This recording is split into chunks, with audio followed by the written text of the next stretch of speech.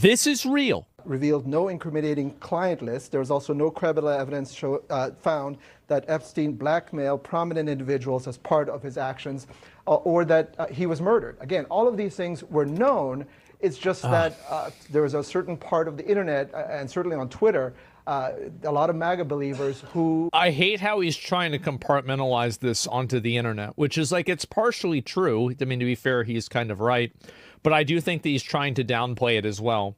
I also think, I'm going to go even farther, that I think that the ownership of these large media companies, it is also in their best interest to cover this in a way that is dismissive. I do. I think it's in their best interest. Believed that there was something here that was being hidden. Mm-hmm. Yeah, and look, the White House, I think, on some level, was active participants at some elements of those corners of the internet. What did the White House say about this case earlier today? Well, today they had to react to the fact that just a couple of months ago, the Attorney General on Fox News seemed to indicate that there was a client list sitting on her desk, and now what they're saying what she's referring to is just that she was looking at the larger number of documents. Well, she answered the question wrong then. It's that simple. Somebody asked, is there a list? And she says, yeah, it's on my desk. Okay, well then, I wasn't talking about a list? Okay, well then you said the wrong thing.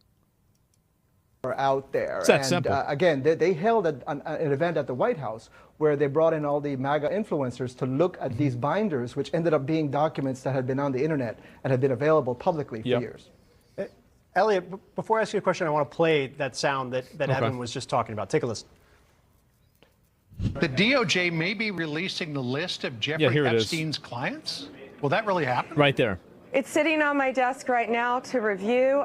That's been a directive by President Trump. I'm reviewing that. I'm reviewing JFK files, MLK files. That's all in the process of being reviewed because that was done at the directive of the president from all of these agencies. So have you seen anything that you said, oh my gosh? Not yet. Elliot, you used to work for the Justice Department. Whoa, but how do you know it? How do you know they have the list if you haven't even seen the list? Department, an Attorney General saying that, and then a memo like this coming into the public sphere. The file is on her desk? That's not what they said.